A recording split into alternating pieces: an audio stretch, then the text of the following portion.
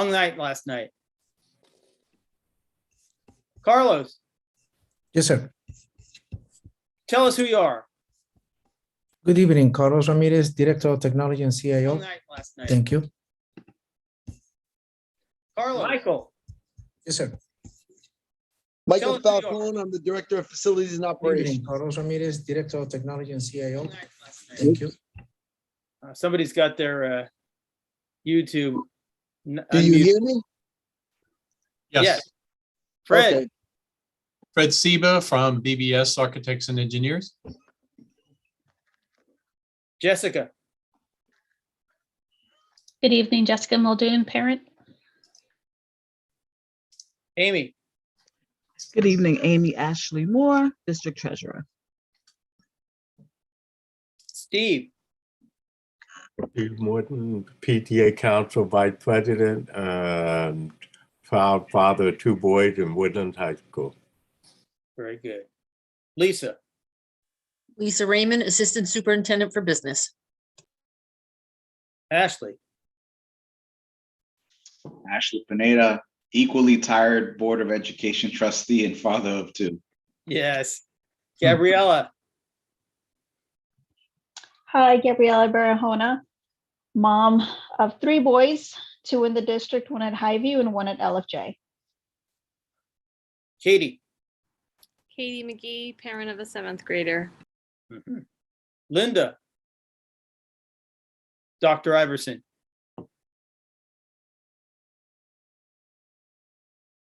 well, I can see that her cues there. There's some problem with, I think you might be muted. Trustee Warner, I know that there are 3 meetings going on tonight, and she was trying to toggle between all 3. Bouncing around amongst them. Okay, fair enough. Okay. Daniel, Hi, good evening. Daniel Lester, representative from Fairview Fire Department. okay. Carol,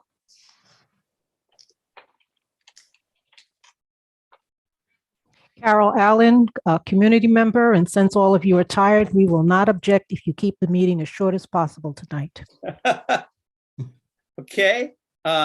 Dave, not me. Hi, Dave Rizal, father of 2 in the Greenburgh school system. Faisal, Hi, Faisal, father of 1 in LFJ, also tired parent, and I have no problem if the meeting's really short either. So thank you. okay. Mr. Aquilino, Yeah, Pete Aquilino, representing the Horsesdale Fire District. anybody I missed? Okay, hail, the gang's all here. So the next thing for us to do is to go and take a look at the minutes of the previous meeting. Give me a minute here to set this up. Host disabled participant screen sharing. Carlos? Yes, sir. I can't share my screen. Try again. You should be okay. Okay, so now. Let's see, we go here.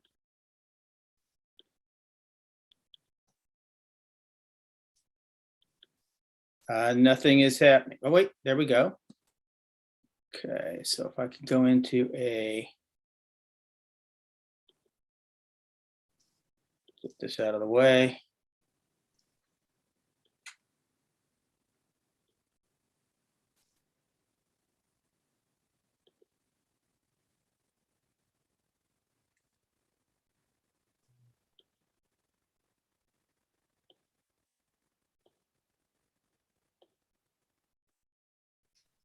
Come on, you can do it.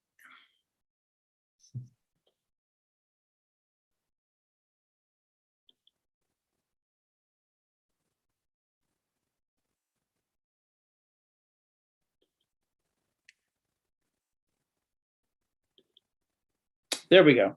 Can everybody see this? Yes. Okay. This is the set of minutes from the Finance and Facilities Committee meeting from January 27th. Take a look at the list, especially if you were here, and tell me if If there's anybody I missed, so I've got Ashley Pineda, Chris Vallon, David Warner, Lisa Raymond, Michael Falcone, Amy Ashley Moore, Carlos Ramirez, Sherry Marino, coming for the first time, Dr. Carol Allen, Denise Alamo, Faisal Siddiqui, Katie McGee, Gabrielle Barahona should be, Sarah Lazari, Steve Morton, Jessica Muldoon, and Fred Seba. Anybody else? Okay. We adopted minutes of the last couple of meetings. Those minutes have been posted on the district website. If you drill down to committees, or you can get in through board docs, and you should be able to see them there. We discussed our pending applications for CRISA and the American Rescue Plan. I think both of those were pending at the time, and we can't draw funds until that's done. We reviewed plans for our external audit corrective action plan. We'll have a little bit more, I think, update on some other audit committee matters here in a little while, but not any great level of depth. The audit committee takes care of that. We reviewed the outcome of the Proposition 1 December 14th vote. People voted yes. We had to determine what our next steps were, and we've got, I think, until the April 19th board meeting to do it. That is, if we want, we've got a fund now, we want to populate it with something. Where does the money come from? Do we need to pass a proposition to get there? We evaluated our energy performance contract RFP responses. That was led by Fred Seba, and that was in closed session, members only. We're going to do that a little bit more tonight. And we have, in addition, a couple of representatives of the 2 local fire departments to go over an issue related to that. So you two will be in the closed session in a few minutes. We have some other outstanding bid issues. I'm hoping Fred will be able to talk about those a little bit more tonight. As it is a pending contract, again, closed session. We discussed the Warburg campus fire hydrant issues. We ended up with options 1A, 1B, and 2. And 2 was the loop system with the 2 additional hydrants at Woodlands High School in the back. And we recommended, after some debate, option 2. I've since taken that to the board, and so they know about it. We haven't passed any resolutions yet, but the board has been informed, and we have to figure out what our next steps are from there. We reviewed the status of the facilities projects. I think the 2 major things were the let's see. Well, obviously, phase 1 is on its way, so we're hoping to get information back from the from New York State Education Department and approval, so that we can go to work and do some construction in the summer. This summer, we talked about the high-speed vestibule smart school funds. We were still waiting for that smart school funding to be approved by the state. We talked about curbs and sidewalks. I think Bailey is still pending. We may come back and widen more of the high school driveway in the spring. We'll see if we need it. Leah Jackson, the failed heating coils. I think those are still on order. I guess we can ask Mike tonight. And the boiler room flooding issue at Highview had been cleaned up very quickly and resolved. The 3rd grade wing windows are a safety concern, and that's another possible summer project. Woodlands, the 2 coils at the time of this meeting, I believe we showed some pictures of how they were redoing the floors and had replaced the ceiling tiles and the coils. I've got a couple of pictures tonight. It looks a lot better than it did. RJ Bailey Legionella issue got resolved, and the gym floor is another possibility for next year's budget. And the Morton House is done. We still need to get the biographical information from one of the tenants before we send it to the historical archives. That's what we talked about at the last meeting. We reviewed the top project status spreadsheet. I think Lisa honed in on those things that would count against our building conditions survey in terms of getting us credit as we fix things as we go along. As emergencies come up, we also are taking care of things that were on that building conditions survey. And now I think we can accurately reflect that and keep that up to date, so we know how we're doing. We briefly reviewed the status of the mansion. We're on track to finance the roof replacement, but not anything else. The Build Back Better bill kind of went away. Pieces of it may get resurrected by Congress during the course of the year, but we have no idea whether ECP will be one of those pieces or not. And then at the state level, I think Dr. Drogic was going to find out why it was that some other districts in the area got additional ECP funding, but we did not. I haven't got anything back from her on that, though she does know about the issue. We briefly reviewed the construction phases. It's the big picture before we adjourned. Basically, we already said phase one is mostly about all the ventilation fixes that we kind of cobbled together and didn't make permanent, but got things running, put fans in the windows at Bailey, things like that. And now we're going to go and fix everything so that everything is permanent. And then the Highview didn't have a lot of those problems left, so we're going to do part of the roof. The administration is working on a phase 2 proposal, but we're going to wait and see what the effect of the energy performance contract is. The energy performance contract is the thing we'll look at in closed session tonight. The budget plan and the first draft of that schedule starting to move forward, and that will be taking up more of our time in the spring until we get to the May 17th vote. Meeting adjourned at 8:52 p.m. Long meeting. Anybody see anything that needs to be fixed in these minutes? Hearing nothing? Wait, I hear. Yes. I don't mean to speak for you, Gabriella, but besides her last name, her first name needs to be corrected as well, I believe. It's Gabriella, but. Gabrielle. Thank you for catching that. I saw the last name and I know you guys noticed that, but thank you. Okay, correct. All right, any other changes? Minutes. Do I hear a motion to approve the minutes as amended? So moved. I hear a second. All in favor? Aye. Aye. Any opposed? We're good. Thank you. Next order of business.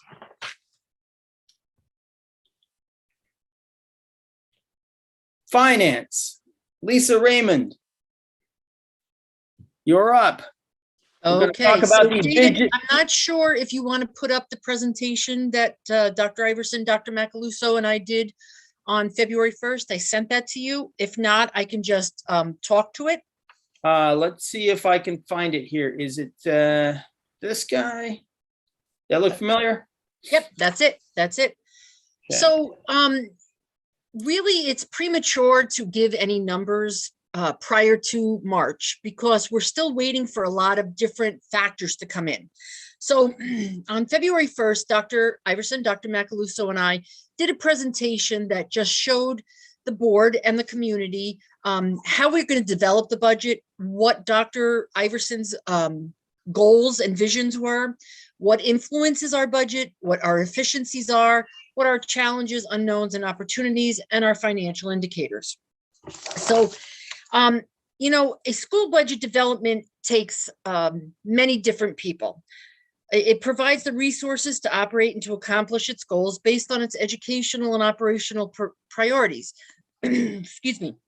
So the three of us have been reviewing staffing, the people who are retiring, and how we're going to replace those positions. What are our contractual obligations? We have 2 bargaining units that are up this year to do negotiations. What are our spending patterns, though it's kind of a little tricky because of the pandemic, where they see state aid going, what our non-tax revenues are. So our largest tax revenue is going to be real property taxes, but where can we collect other state aid, sales tax, those kind of things? Where are our reserves at? Where's our enrollment at? And where is our property tax cap at? Which tonight I will show you the property tax cap. So, excuse me, our Dr. Iverson's budgetary vision is to continue to recover, rebuild, renew, and reimagine. All decisions will be made through filtering students first. That is our main goal. We will allocate resources to support this vision, our mission, and our goals.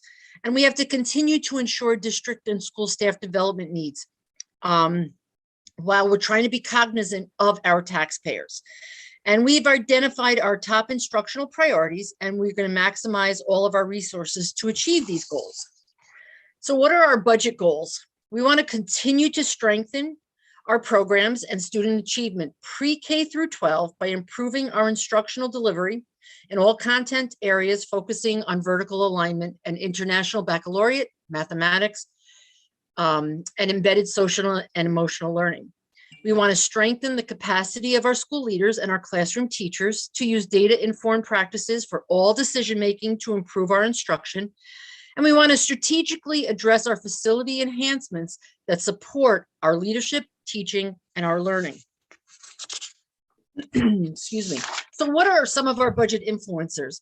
You know, people will think that, oh, well, you know, you can just put a budget together. Well, no, we have mandated costs that come down from the state, which are 20, 30, 40 different priorities deep that we have to deal with. We have to adhere to our collective bargaining agreements. Our most important resource is our students and the instruction. Any program changes, CPI changes, which you will see when I show you the tax cap, how the CPI has changed from last year to this year. Any of our federal grants that we are given, and will they increase? Can we use more resources that way? Our state aid, which our state aid has increased, which is a good thing, helps alleviate what we have to put on the taxpayers. We always have to remember about our assessed values and our equalization rates in our town. And we want our input from the community. So what are some of our budget efficiencies? We want to optimize our staff. We don't just want to keep adding staff. We want to make sure as retirees go, let's evaluate and see where can we be more efficient, or where could we put these resources that will help us more. So we are constantly looking at, Dr. Iverson, Dr. Macaluso, and I are reviewing our staff. Not that we want to eliminate, nor necessarily that we want to increase, but we just want to maximize what we have here. And then we want to maximize our state aid. So our cost-driven aids, which are BOCES, transportation, textbooks, hardware, technology, you have to spend it in order to get it. So with our state aid runs, the preliminary ones, it hasn't been finalized yet, but we have increased from last year to this year, our BOCES aid by $200,000. And that is because instead of being a one-on-one with a vendor, if I flow it through BOCES, I'm going to get our BOCES aid. So Mr. Ramirez and I have been working that way, and we have been able to increase, we've been able to save, but we've been able to increase our aid. So that's, we're always looking for that. And then our timing considerations. I've worked with Mr. Ramirez and Mr. Falcone on rotational cycles for technology and for our maintenance equipment, so that we are not stuck on a cycle that all of a sudden we'll say, oh my goodness, we have to replace 5 dump trucks. We are on a rotational cycle so that it is an easier burden on everybody. And then we are constantly doing cooperative purchasing. We can, we do competitive bids. We can piggyback off of another district or a municipality. If they've already gone out for that bid, I can piggyback on them instead of us having to spend the money to put the bid out, which is a really nice thing that the state did for all municipalities, and it does save us money. And then energy consumption with the proposed energy performance contract. Question, can you give us an example of cooperative purchasing? Sure. So instead of Mr. Falcone having to go out to do a bid or an RFP for, let's say, salt and sand, we could piggyback off of the town of Greenburgh, because they've already done the bid. They've already done the legwork. It saves us money that we don't have to advertise and all of that stuff. It saves us time, and we can piggyback off of them to help us out. As is, they could piggyback off of us if we had a bid. Thanks. Okay. So what are some of our challenges? As I said, we do have 4 collective bargaining agreements. We settled with the larger of the 4, the teachers union, over the summer, but we are in the process of negotiating with the administrators, and we will be entering for our civil service organizations and the CSEA. So what's the difference? Civil service are full-time employees. CSEA are part-time employees. So we have to enter into these negotiations. We have to, because we are under time constraints for the budget, we are going to have to estimate if we're not settled on what it is we will pay. So that's a little tricky. And then our employee and retiree health insurance premium costs. We have 3 different health insurance plans. We know at least one health insurance plan, what their increase is going to be. The largest of the 3, we don't know what that is yet, but we know what the estimate is. And the second, they're in the final rounds of negotiations. So we're trying to estimate what that is. And then the increase in the employee retirement system and the teacher retirement system. So the teacher retirement system released a bulletin to all school districts that said, your increase for next year is going to be between 10 and 10.5%. We can't tell you what the exact dollar or what the exact percentage is going to be, but they had notified us in 2019, 2020, that the next 3 to 5 years, there's going to be an increase. So we are being pessimistic and we will budget the 10.5%, because as you know, salaries and benefits are the largest component of any budget.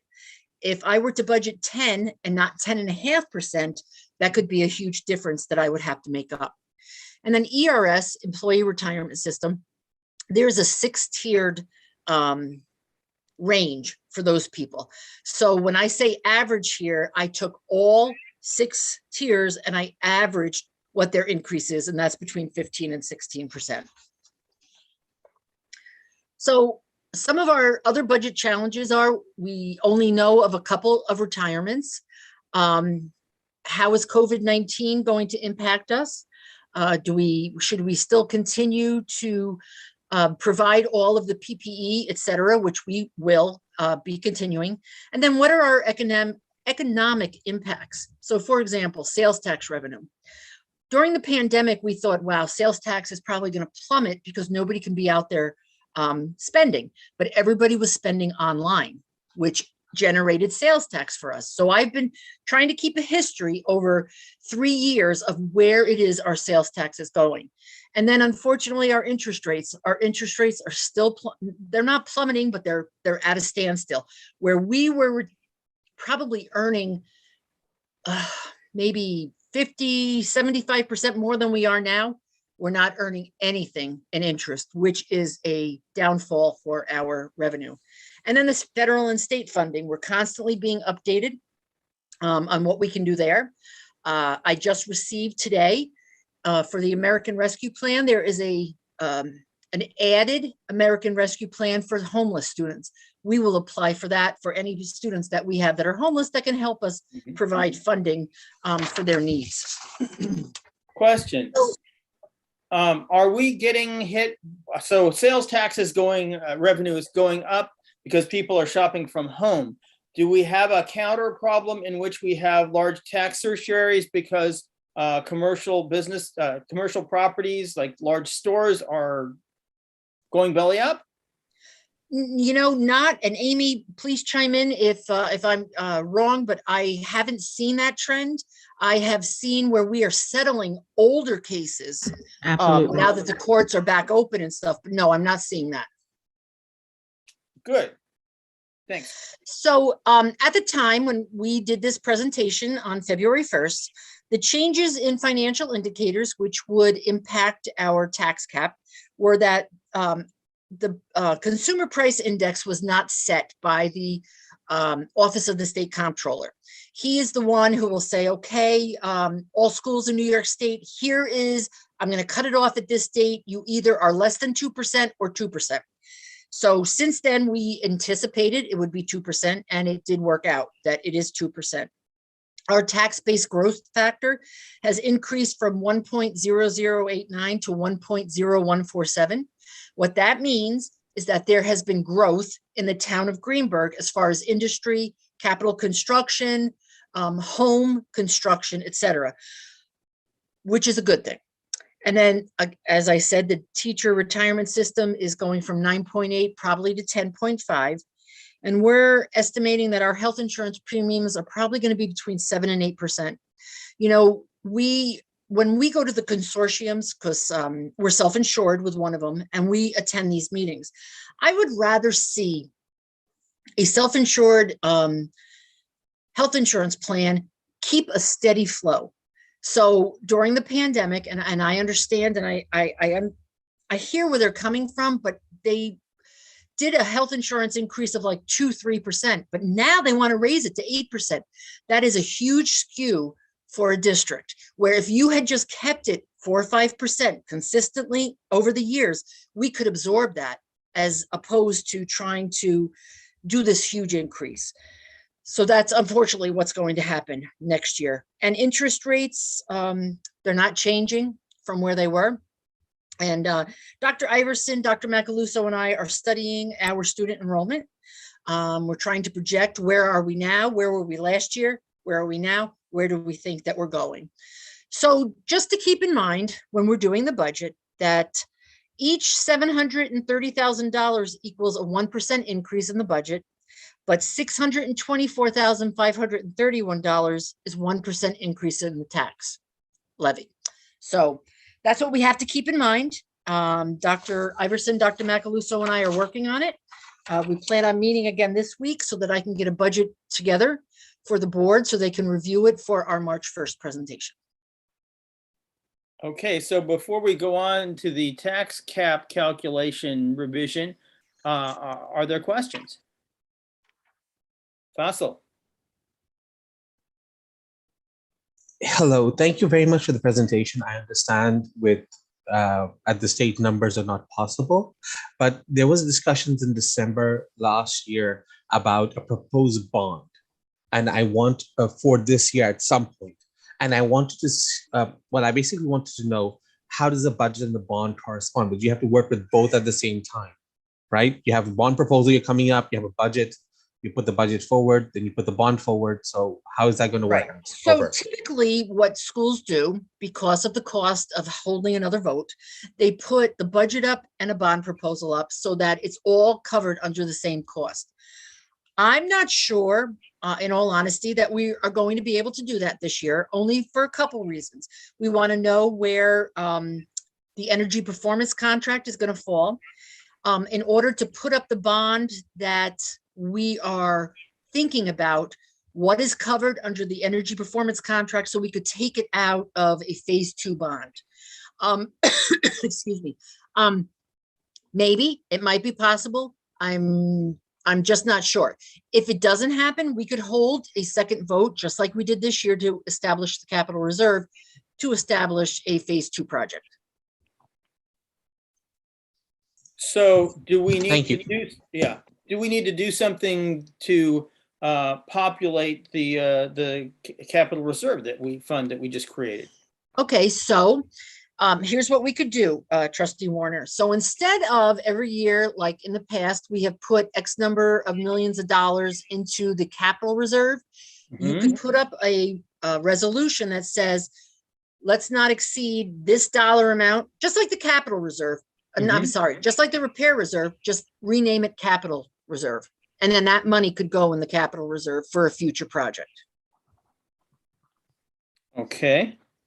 And do we have some kind of breakdown of, if we look at our BCS, we have some kind of breakdown of what things qualify as repairs and what kind of things qualify as not repairs and therefore need to come out of the capital reserve? We do like a percentage, or well, I would think, right, I would think, and Fred, please correct me if I'm wrong, I think I would have to work with Fred and Jim to determine what is a repair and what is an improvement. Yes, and probably get your attorney involved just to make sure that. Yes. Okay, so then you scope the project and then figure out whether you split your money between repair reserve and capital reserve. Correct. Okay, fair enough. Fossil. Question. This is Carol Allen. Okay, go ahead, Carol. Are you going to start looking at the building condition survey now to determine which items are repairs and which would have to come out of capital reserve? Yes, exactly.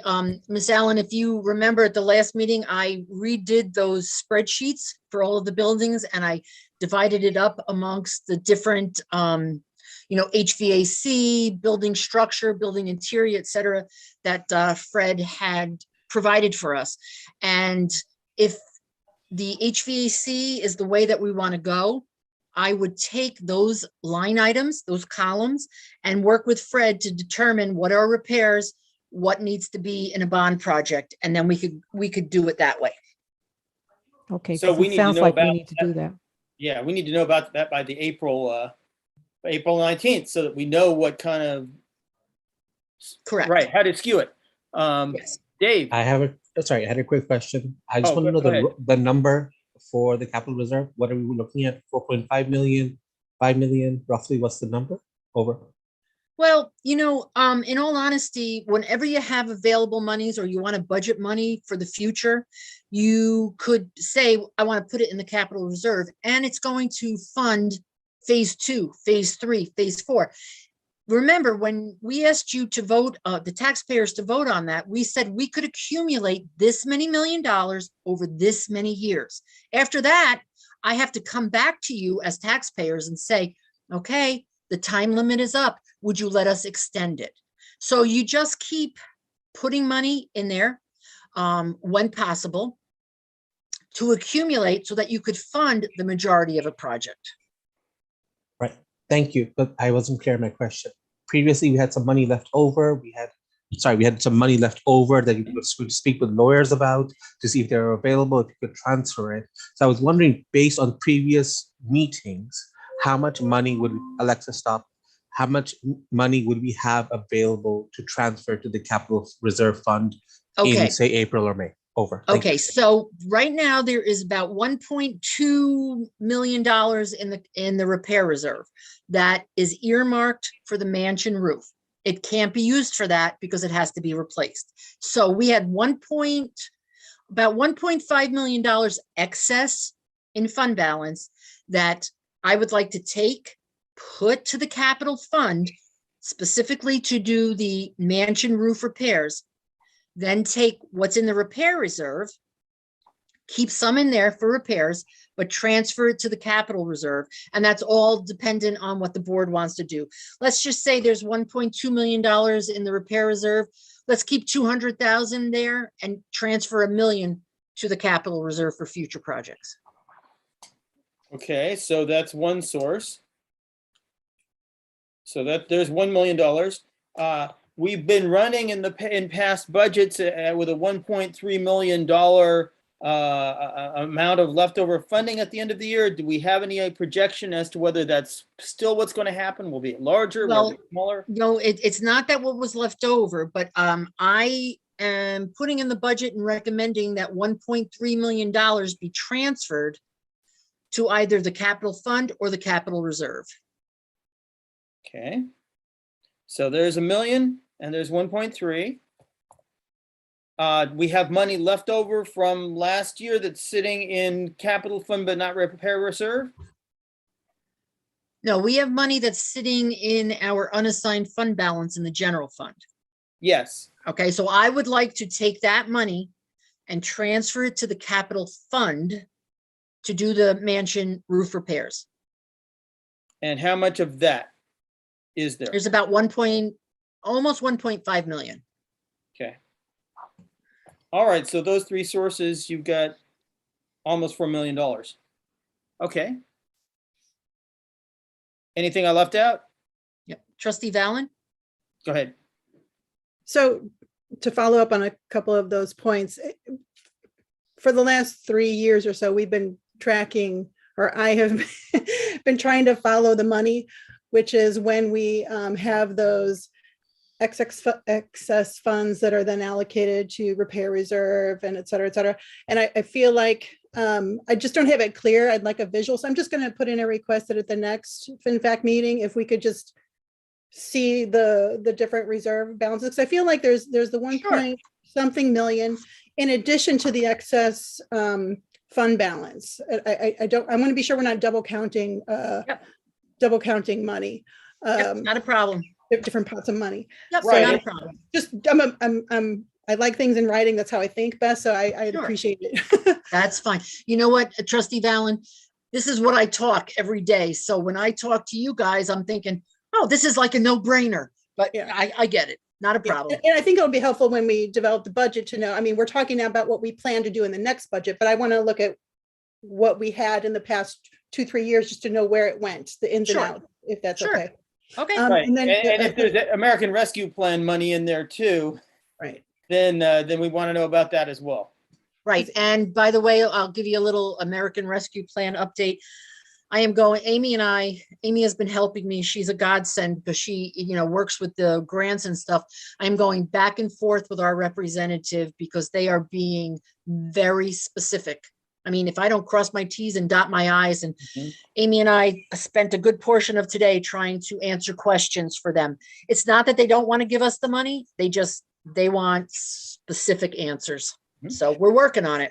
And Chris, you still have your hand up? Go ahead. Yes, I do. Sorry, just a couple more things. And then just thinking of the monies that we might propose to move to different reserve accounts, we may need to decide to move some of it to current capital, the current capital fund, to cover things like the fire hydrant, if that's a project we Correct. want to start sooner rather than Right. later. Yes, yes, But we're making exactly. assumptions, so that's just going to be helpful for me. Yes. And then just a small point, but referring back to the different federal funding streams, I know one of the people I think on this committee asked a meeting or two ago about the paperwork that we might need from our different school families to access different federal funds as far as the free and reduced lunch, et cetera. I'm just wondering, do we have the right paperwork? Do we have the right amount of paperwork according to our history? I know in a COVID year, it's been hard to collect that information.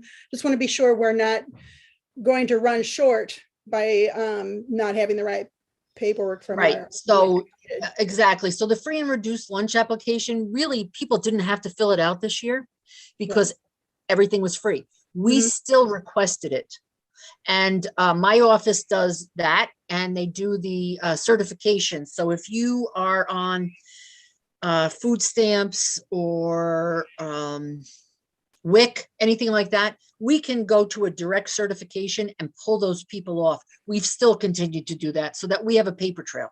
Right, because I know it wasn't affecting feeding our students this year, but I think you used some of that data to apply for other. Correct. That's why we kept doing it, because when you go to apply for some of those federal grants and they ask you for those numbers, if I can't produce them. Right. Okay, great. You're on top of it. Thank you. Yep, you got it. Good. Other questions? Okay, so now let's move on to, let's see if I can, tax cap. Yep, tax cap. There's your tax cap. So in this tax cap, I'm showing you 2 years side by side so that you can see what we were doing. So this year, 21-22's tax levy was $62,453,090. Our tax-based growth factor is 1.0147.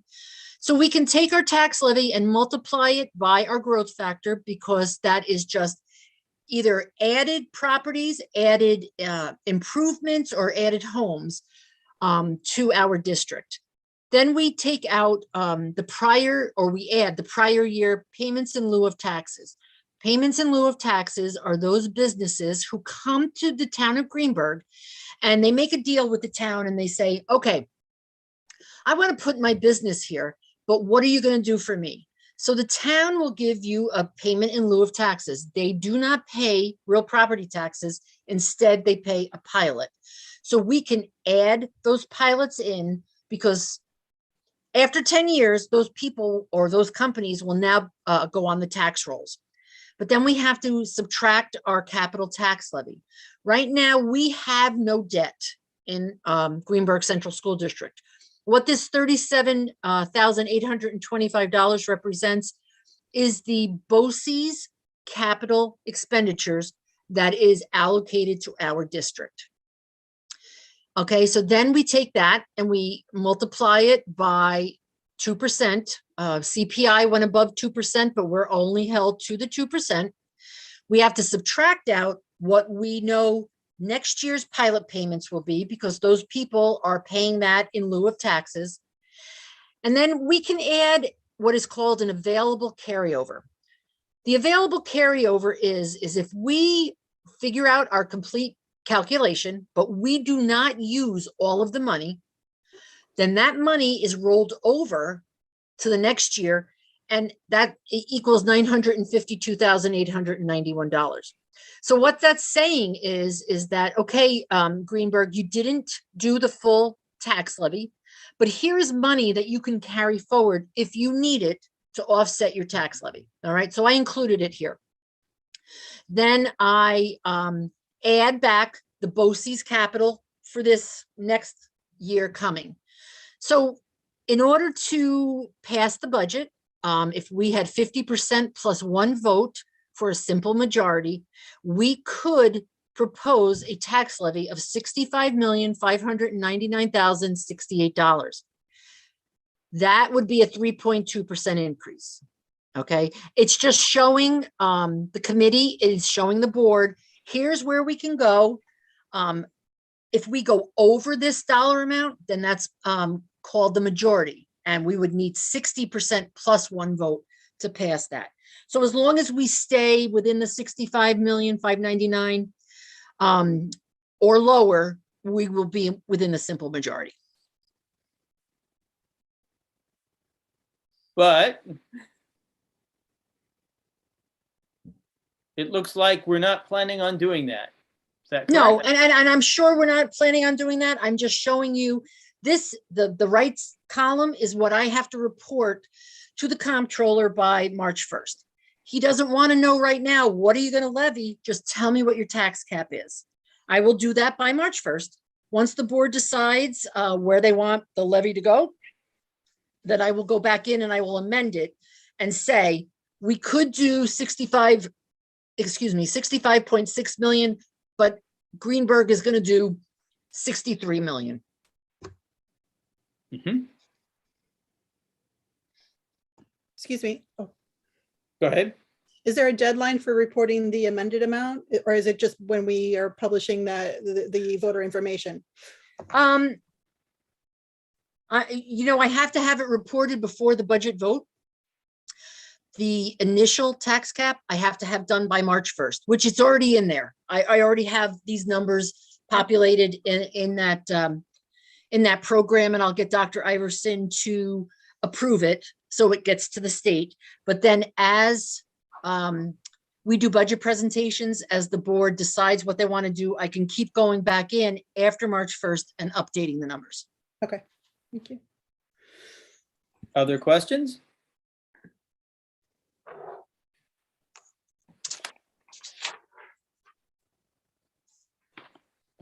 All right, then we will return to our agenda.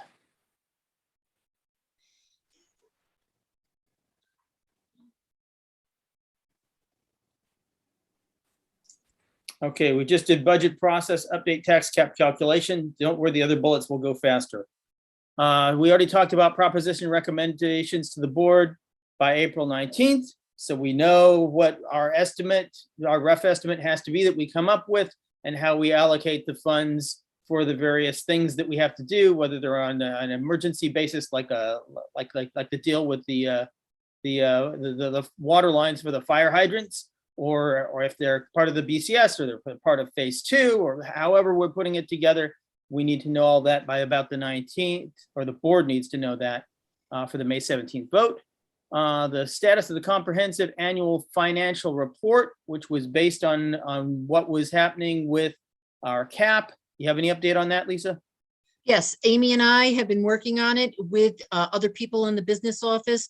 We will have a status update for the audit committee meeting in March. We are making great strides to correct things and to put other procedures in place. So it is, it definitely is a work in progress, and but we're getting there. And will you be able to start doing projections now that you pretty much have your baseline? Yes. Okay. Yes, definitely. And when will we see those? Let's say I'll get that to you guys, or I'll get a sample in March. Okay. Property boundary update. Mike, anything happen? No, there's nothing has happened with the boundaries. And unless, like I said, what I recommended is what the board would like us to do. Okay. Internal audit update. David, Yes, sorry. go ahead, Chris. Regarding the boundary update, could we get an estimate on how much a fence would be, just to see whether we consider that for the budget or not? That, you would have to put that out to a bid. Um, You know, I can ask the architects how much they think it would cost per linear yard or foot. And we can probably try to estimate something. Okay? Okay, idea. I don't know if it needs to be an official recommendation, David. I don't want to be directing Mike's work. No, that's okay. Work, so, okay, Okay. thank you. Right, so we were going to make an informed recommendation. And internal audit update. Okay, so John Tobin has initiated the Human Resources and Payroll Deep Dive Audit for this school year. He's been in contact with both departments and has set up times to meet and do his test work. We also found that we were missing a deep dive during the pandemic, and I spoke with him and he agrees. He apologizes for letting that fall through the cracks, and he will be speaking with Mike Falcone to do a buildings and grounds audit. Okay. Wonderful. Comments or questions on that? Okay. So that brings us to the energy performance contract RFP status, which will be led by Fred Seba. But of course, as we're talking about multiple bidders for a pending contract, we need to go into closed session. Do I hear a motion to go into closed session to further review the candidate responses to the energy performance contract RFP? Yes, Chris. I'm just wondering, is there any way we could finish the rest of the open session questions first? And then come go back into out? closed and- Representatives of our fire departments, how are you holding up? Can you wait a little longer? Yes, I can wait, no problem. Just to make it easier for the viewing public, if that's available, if they're both. Okay, so we're good? No issues. No issues. All right. Then skipping on to Warburg campus fire hydrant issues. Mike Falcone and Fred Seba. So what's happened is when we went over our minutes, basically at the last meeting, there were three options and we chose the option 2, the $800,000 option that included a couple of additional fire hydrants in the back of Woodlands. I think one near the furnace complex especially. And we reported that to the board, but the board has not had anything they've had to act upon. We just told them what happened in the meeting. So then the question is, what are the next steps? So Lisa, what would we need to do to actually give the board a decision to make and go forward from here? Well, I think that we would need Fred's proposal, which I believe that we have, and if not, we could always get it from him again, get the board to approve it. So then that Mike and I can include that in next year's budget with anything else that we want for a capital fund, interfund transfer. Okay, so we fold it into the budget and then what is the, assuming the budget passes May 17th, then what is the time frame for actually doing the work? How far out does that be? So here's my understanding. Fred, please correct me if I'm wrong. We get the voter approval on May 17th. Fred and Jim get it up to SED. We have to get it approved, though it might fall under a emergency contract that we could expedite the process. Once we get the approval, then they can get it going. And Fred, how long do you think an emergency and an expedited emergency approval process takes? You know, that's really hard to say, but if I had to guess, I would say maybe 2 to 4 weeks to get SED to approve a project as an emergency. I don't see why that they would have a problem with this. The board would officially have to declare it an emergency in a public board meeting. Okay, so there So- needs to be a resolution for that. Yes. Okay, so we do that at the same time that we approve the project. How much detail work do you have to do before we have something for the board to approve? I don't know. I think, we've already laid it out and we've already given you the estimate. I don't know what else you would need from us. Whatever So- you need, let me know. So in but- other words, the whole April 19th deadline is the same deadline. There's nothing that will cause it to go further out from there. And so we could get board approval and submit in May. And then whatever that approval process is, so there goes May and probably June. And so we're in the summer. Yes, and we have design time in there as well. I mean, we would have to take the design that we've laid out. We'd have to put specs together, put it on an official set of plans, fill out all the SED paperwork, get it signed by the district, get it signed by us. So it's going to take, 3 or 4 weeks probably for us to compile that package once the May budget vote. And then it would be submitted to the state, and then it would be approved by the state. And then we would have to go out to bid.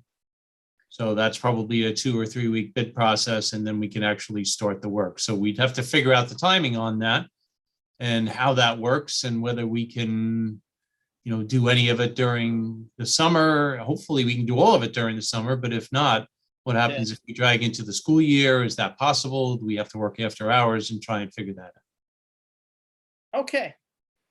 Chris. So I don't know if I will agree with what I'm about to ask, but I feel we need to ask the question, going back to the monies available in the general fund balance that need to be moved or used. Theoretically, we don't have to wait for the budget process if the board agrees to use those money. funds in the current year for this emergency work. Am I correct in understanding that? I don't know who would answer this. No, If you know what? Lisa's looking at I, it. you know what, Chris, I understand and I get the process, but we have to move the money to the capital fund. But to me, it's not a capital reserve fund if we use it. No, not capital reserve. I would say we would have to move it to the capital fund. Which doesn't require a hearing or does require a hearing? No, So that no, could it be done- doesn't, but we need to let the taxpayers know why we're moving the money. They need But- to approve it. Okay. I thought Unless, current but year unless, capital again, goal- I would have to check with Carol and Laura, our attorneys. If this is an emergency, can we bypass that? I have to find out. Right. But I also, now I'm confused because I thought, yes, voters need to be informed, but I thought that when you're doing current year capital work, whether it's boiler work or, okay, that's the wrong example, but I thought current year work doesn't need to have a hearing or have a vote. No, when necessarily. you want to move money or budget money to go to a capital fund, you Mhm. have to tell the taxpayers. You can't just say to the taxpayers, I want to move $1.5 million to the capital fund. You have to tell them why. Right. I want to do it to replace the high school gym, RJB gym, the fire hydrants. They need to know, why am I approving for you to move this money there? You just can't arbitrarily move money. Okay. So are you saying then that our first opportunity to do that is May 17th? And therefore, while you could start moving the money prior to July 1, if you were ready, you might save yourself a little bit of time and not run into September with your construction. But the question is it right? Well, yes, in theory, you're right. But if this is considered an emergency, we might be able to bypass that. That's what I would have to figure out with our attorneys. Okay, so Because I'm not knowledgeable on that. Use this Mm. year's funding to reduce time required. Okay, so that's a to-do. Is that because of the price tag on the project or the type of project? I'm trying to figure out how. No, we do any I capital work think in a it's, normal no, year. I think it's because it's the type of project, because it's considered an emergency. Emergency. Dave? Yeah, trustee Valen asked for a summary of the funds and balances for next week. Could we also get a line of 2 items, one for approval required for moving and funding and approval required for utilization? Because it seems like both funds carry the same limitations. We need to get approval to move money in and approval to use the money, when I thought one was different from the other. Definitely. Use of funds. Okay. 2x. Okay. Other questions or comments? Okay, so we've Katie. Hi, yeah, I was just wondering, since we have representatives from the fire department here, if they could comment about their perspective on recommending the 2 hydrants, the additional hydrants. Sure. Would someone like to speak? Yeah, it's Deputy Chief Aquilino from Hartsdale. My involvement with the water supply plan and some of the work that you guys have been doing over the last, the last 6 months or however long it's been, has been pretty limited. So I don't want to speak too much to it. Most of those conversations that have been going on between the chief of the department. As for right now, we've been kind of triaging and coming up with a water supply plan for the district, just in how we're going to mitigate an emergency right now as it is until the hydrants can get repaired. So beyond that, I don't want to overstep my bounds as far as, some of the information, disseminating some of the information out there. Okay, so you know about the emergency and the emergency plan, and the emergency plan is not what you want to do long term. There were 3 options, and the third option put the 2 additional hydrants in on the backside of Woodlands. We actually ran a line down the driveway as you would approach Woodlands High School, and where it splits. One line would go to the front of the building, and another line would go to the back of the building, and the 2 new hydrants would come off of that pipe that goes to the back of the building. And there's a pond near there, and that's what I guess the fire chief kind of came back and said that was the recommendation, that if the building had been built today, that there would be a requirement to put the hydrants there, and that's what the committee decided that we, as a majority, agreed upon as the best thing, even though it was the most expensive option. So that's where we stand. Does anybody else want to chime in on this?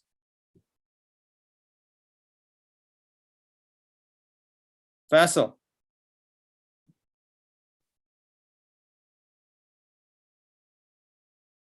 I can't hear you.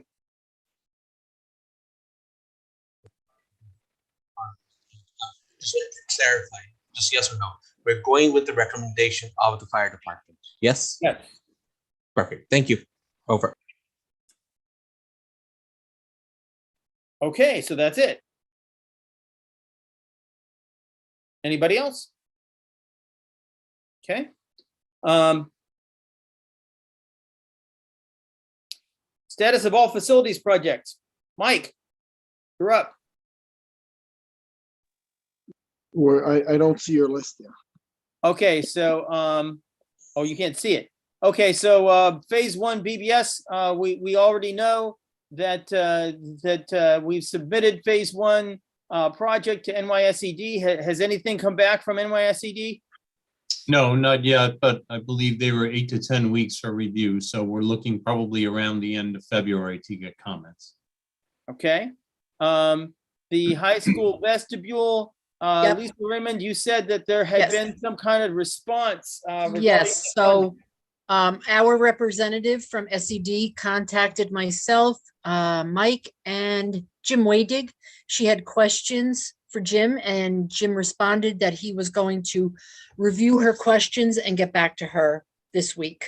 So it is, thank goodness, it's in review. She has acknowledged, once she approves of that, then it'll go to the committee for funding. Okay, so the machinery is starting to work again. Good. Correct. Okay. We don't have any idea when. You know what, Fred, I don't know if Jim has spoken to you or kept you updated. I know Jim was going to get her the answers she needed this week. She's pretty good. Sigrid Coons is pretty good at getting back to us fast. So I'm hoping within the next week or two, we'll have a response. Okay. Curbs and sidewalks. Mike, Like the I only said, thing yeah, go ahead. it's the winter time, so the cement is on hold there. There's only a couple little projects that are left. We had a little piece of the sidewalk at RJ Bailey and some stuff at the high school. Right, we'd widened part of the driveway at the dangerous curve, the second entrance, but we haven't figured out how will you determine when it gets to be spring whether or not you want to widen the rest of that driveway or not. It seems like the traffic is doing just fine over there. That's a a call for the board to make. Okay. Lee F. Jackson furnace issue. As far as LF Jackson, the coils are on order. I could see it probably arriving the first week in March, I'm hoping. And then they'll start installing the coils there. And you've been able to maintain temperature with the remaining coil? Absolutely, yes. Okay. With some adjustments on the boiler and everything else, so. Doing what you have to. Okay. Then Now I can see a TV studio. Yes. The coils are in. Everything's working fine there. We also have the new floors that are already down. The only thing we have left is that they're going to be cleaning up inside the room, inside the room where some equipment got dirty. They're going to be wiping all that up and putting that back into place. Now there's the floor. Right. If you remember what it looked like before, they scraped everything off in the previous month. Right. So it's new ceiling tile. So there's a brand new ceiling that's all up there. So yeah, you can see some ceiling tiles. Except for one ceiling tile that's missing right there, unless they just moved it today. So that's true. I don't know if they need it for access or what. Dave? Just a quick question. What caused the coils to leak?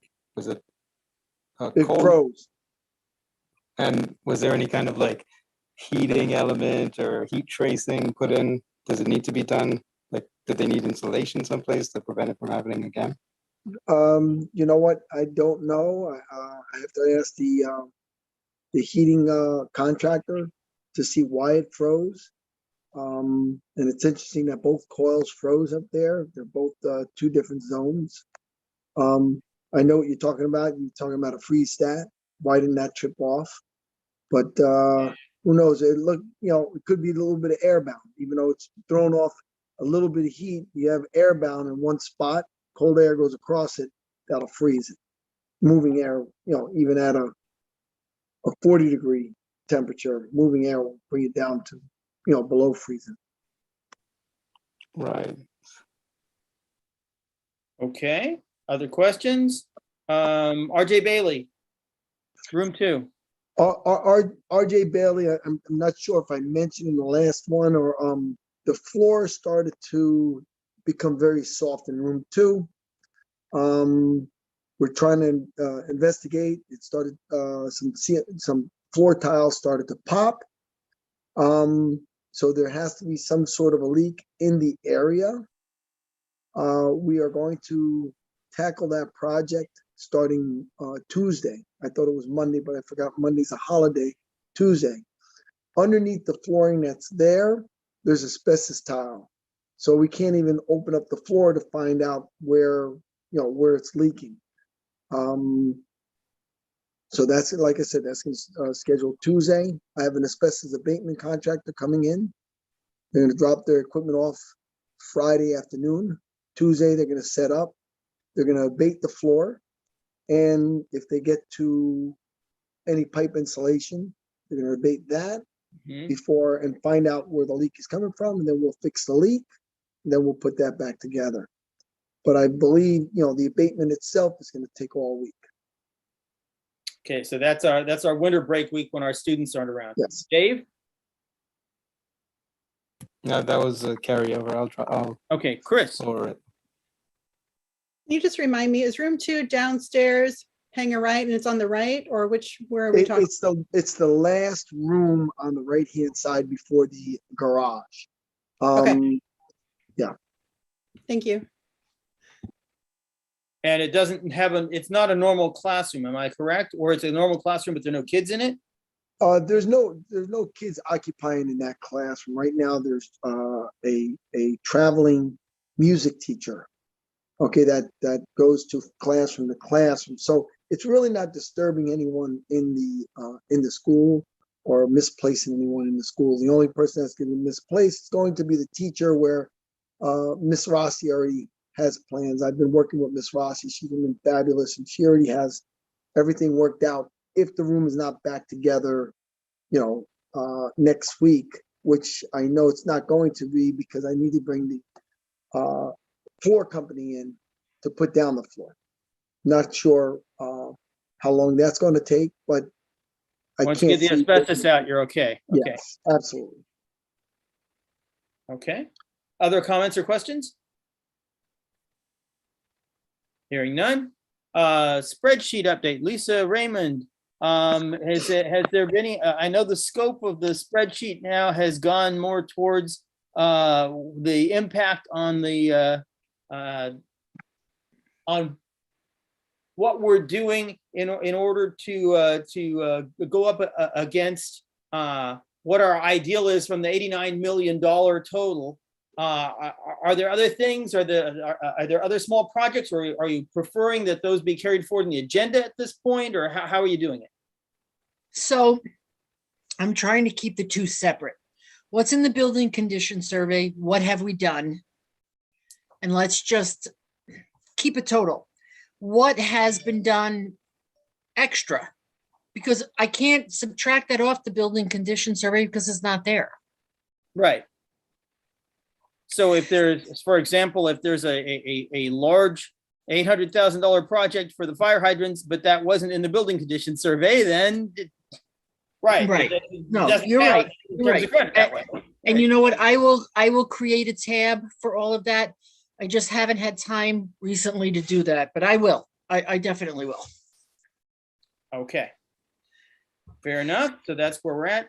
The mansion is where it was. The $1.6 million for putting the new roof on, that seems to be secured, but nothing else is. As before, the ECP 3-year-old program that we used to have, is all the money moved to supporting the 4-year-old program. And we were hoping to get more money to restart the 3-year-old program, and then that would feed back into needing to open up more rooms. But the federal budget reconciliation, the Build Back Better bill didn't pass. And so there may be pieces of it that resurface over the course of the congressional year, but we don't know if ECP funding will be part of that. And I think I already said that there was some additional state ECP money, but we didn't get any of that, or at least not in the first go round. And we were trying to find out from Andrea Stewart Cousins what and why, but I haven't gotten an update for you yet. So I'll let you know when I know, and that's where we're at. Any comments or questions on that? Okay. Phase 2, as we've already said a couple of times, would require a bond proposition next year. The next big target of the building envelopes, the roofs and the exterior walls, then the priority 1 and 2 and the building conditions survey and providing ECP classrooms. Again, that would require a bond proposition, and we're figuring out what we're doing. Costs could be partially offset by the things we've already talked about. And we have to, and it's a good idea to seek additional funding sources, and we need to get on that too. And that's it. Comments on that, Dave? Since we have a list of items for phase 2, would it be worthwhile for Lisa to just categorize them by repair and capital improvement? So we know what money needs to be allocated where? Or are Yes. we going to revise the schedule of items based on discussion with the superintendent and whatever, wholesale, every roof in one job, whatever modifications? Are we considering that to Yep, this phase 2 work? definitely. I will work on the list, and I'll work with Fred and Jim, and then we will come back and propose something. And then we can fight over where do you draw the line of how big a bond are we willing to tolerate, and how far down that prioritized list can you get for what we do. Okay. Other concerns? All right. Hearing none. We have exhausted the agenda with the exception of the thing that we put off. So backing back up. Energy performance contract RFP. I move that we go to closed session to consider our contracts. Second. All in favor? Aye. Aye. Opposed?